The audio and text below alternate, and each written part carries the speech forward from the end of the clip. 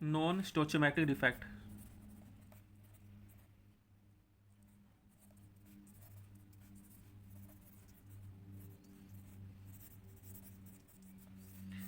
ये एक तरह के डिफेक्ट होते हैं जिसके अंदर number of anion to the cation का जो रेशो होता है वो डिफरेंट होता है। पहले हमने कहा था स्टोचोमेट्री जिसके अंदर अनायन और कटायन का रेशियो सेम होता था, इसमें अनायन और कटायन का रेशियो डिफरेंट होते हैं। मान लो ये हमारे पास 100 है तो ये हमारे पास है 99,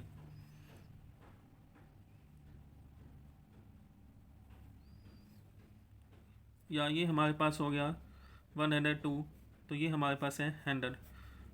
मेटल इसमें कम भी हो सकते हैं, मेटल ज़्यादा भी हो सकते हैं। इस तरह का जो इफेक्ट होता है उसे हम बोलते हैं नॉन स्टोचोमेट्रिक डिफेक्ट। लेकिन इसमें नंबर ऑफ पॉजिटिव चार्ज होते हैं वो नंबर ऑफ नेगेटिव चार्ज के इक्वल ही होते हैं। This compound is also the electrically balance, ये इलेक्ट्रिकली बैलेंस कंपाउंड होता है। अब हमने बताना है इसमें टाइप, नॉन स्टोचोमेट्रिक डिफेक्ट कितने टाइप का होता है। तो ये 2 टाइप का होता है। फर्स्ट है इसमें मेटल एक्सेस, दूसरा है मेटल डेफिशिएंट। तो पहले हम बात करते हैं कि मेटल एक्सेस कैसे बनता है। इसमें 2 टाइप है इसके भी। फर्स्ट है इसमें अनायन डेफिशिएंसी, अनायन वैकेंसी, अनायन की वैकेंसी हो जाती है। सेकंड है इसमें by the presence of extra cation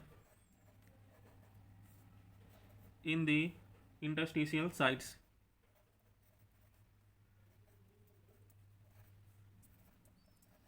तो पहले हम बात करते हैं इसमें अनायन वैकेंसी के बारे में। अनायन कटायन, मान लीजिए हमारे पास क्रिस्टल है Na+Cl- का।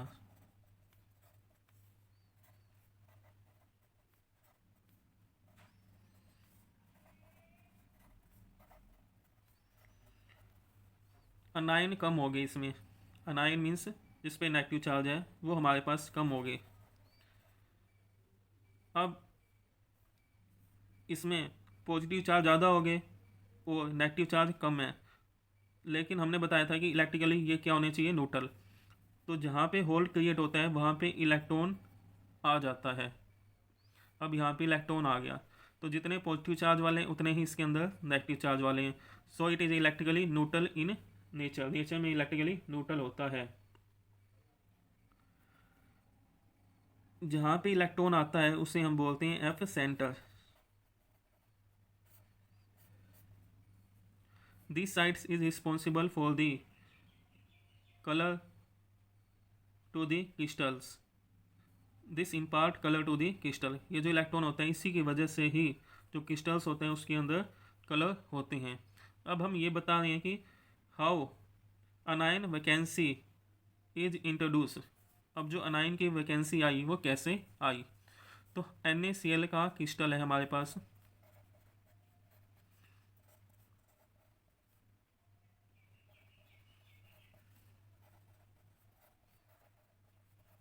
इसे हम हीट करते हैं in the presence of sodium vapour. यह हमारे पास है सोडियम वेपर्स की प्रेजेंस में क्रिस्टल को हीट कर दिया।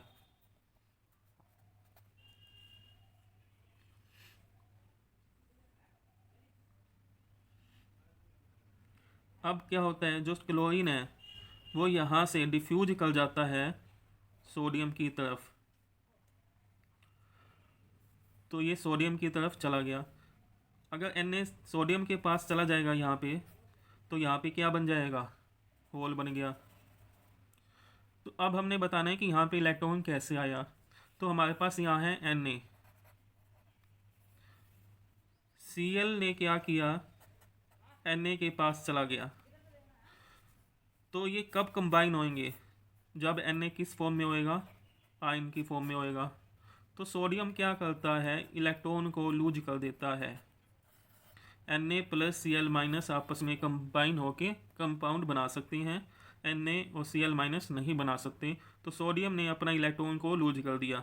अब जो इलेक्ट्रॉन लूज हुआ वो इलेक्ट्रॉन कहाँ चला गया, होल में चला गया। तो इस प्रकार इलेक्ट्रॉन प्रेजेंट हो जाते हैं होल्स में। इसे हम बोलते हैं मेटल एक्सेस डिफेक्ट। तो पहले हम इसी को ही बता देते हैं। यहाँ देखते हैं हम नॉन स्टोचोमेट्रिक डिफेक्ट क्या होते हैं, रेशियो कटाइन और अनायन डिफेक्ट होते हैं। Metal excess defect by anion vacancy, negative charge missing होते हैं, उससे क्या हो जाता है, होल क्रिएट हो जाता है और उस होल में क्या आ जाते हैं, इलेक्ट्रॉन आ जाते हैं और इलेक्ट्रिकली बैलेंस होता है। अब जो होल आते हैं, जो इलेक्ट्रॉन टैप होते हैं, उसी को हम बोलते हैं, जहाँ पे इलेक्ट्रॉन टैप हो जाते हैं उसे हम बोलते हैं एफ सेंटर। तो अब हमने लिखा how anion vacancy are introduce, वही है, पहले हमने NaCl को हीट किया in the atmosphere of sodium, उसके बाद सोडियम जो होता है वो NaCl के साथ में रिएक्शन करता है, Cl माइनस आयन सोडियम की तरफ चले जाएंगे, तो सोडियम क्या करता है, आयनाइज हो जाएगा, इलेक्ट्रॉन को लूज करेगा और वही इलेक्ट्रॉन क्रिस्टल में चले जाते हैं। तो इस तरह का जो स्ट्रक्चर होता है उसे हम नॉन स्टोचोमेट्रिक डिफेक्ट बोलते हैं। अब इसमें याद करना है कलर, NaCl हमें कौन सा कलर देता है, येलो। लिथियम कौन सा कलर देता है, लिथियम क्लोराइड पिंक। और पोटेशियम क्लोराइड कौन सा कलर देता है हमें, वॉयलेट कलर ये हमें देता है। नेक्स्ट हम बात करते हैं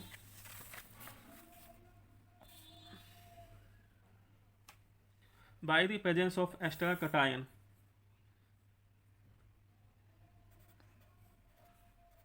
जिंक ऑक्साइड का हमारे पास यहाँ पे क्रिस्टल है,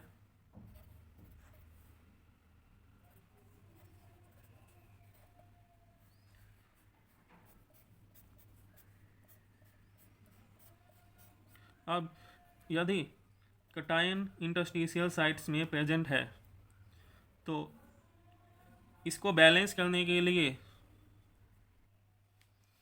and equal number of electron also coming at the interstitial sites वाइट्स में आ जाते हैं। तो इस तरह का जो इफेक्ट होता है उसे हम बोल दिए bye the presence of extra कटाइन in the interstitial sites.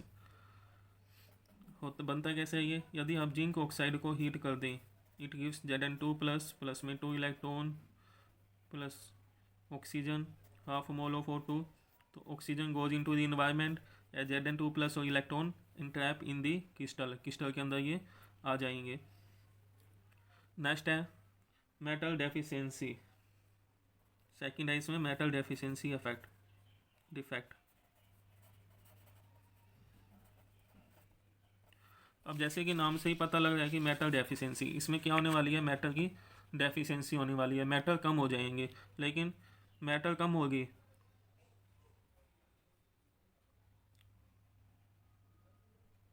Metal इसके अंदर क्या हो जाते हैं, कम हो जाते हैं, लेकिन नॉन मेटल क्या रहेंगे, नॉन मेटल तो सेम ही रहेंगे। तो हम इसे देखते हैं, जैसे हमारे पास ये दे दिया,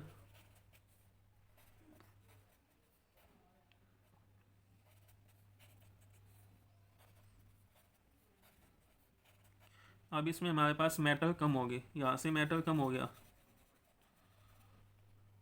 लेकिन हमने इलेक्ट्रिकली ये न्यूट्रल होना चाहिए। इलेक्ट्रिकली न्यूट्रलिटी मेंटेन करने के लिए हायर चार्ज वाला एलिमेंट इसमें आ जाएगा। तो मेटल डेफिशिएंसी इफेक्ट उन्हीं में ही दिखाई देता है जिसकी वेरिएशन वेरिएबल ऑक्सीडेशन स्टेट होती है। जैसे कॉपर हमारे पास है, मान लीजिए ये कॉपर का क्रिस्टल था प्लस का, तो यहाँ से कॉपर हट गया तो इसकी जगह कॉपर 2 प्लस आ गया। अगर कॉपर 2 प्लस आ जाता है यहाँ सभी जगह कॉपर, यहाँ कॉपर 2 प्लस है, यहाँ कॉपर प्लस है, तो जितने नेगेटिव आयन थे उतने ही अब इसमें पॉजिटिव आयन हो गए, दोनों इक्वल हो गया। तो इस तरह का जो डिफेक्ट होता है उसे हम मेटल डेफिशिएंसी डिफेक्ट बोलते हैं। इसमें एक एग्जाम्पल्स दिया होता है FeO का, Fe का हमारे पास यहाँ क्रिस्टल बना हुआ है 2 प्लस का, ऑक्सीजन हमारे पास यहाँ 2 माइनस,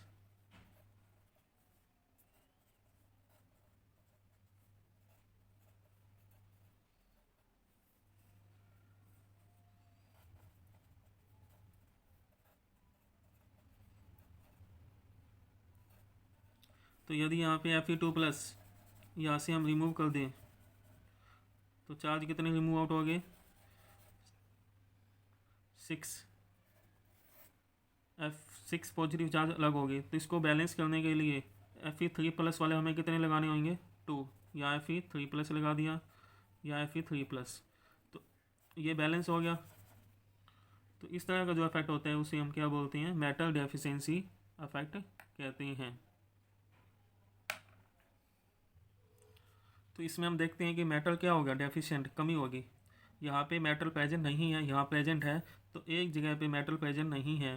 तो इस तरह का जो इफेक्ट होता है उसे मेटल डेफिशिएंसी इफेक्ट कहते हैं। और ये इफेक्ट उन्हीं में ही देखने को मिलता है जहाँ पे वेरिएबल ऑक्सीडेशन स्टेट होती है, जैसे Fe2+ है, Fe3+ है, कॉपर प्लस है, कॉपर 2+ है। तो ऐसे जो मेटल होते हैं उनमें ही मेटल डेफिशिएंसी इफेक्ट देखने को मिलता है।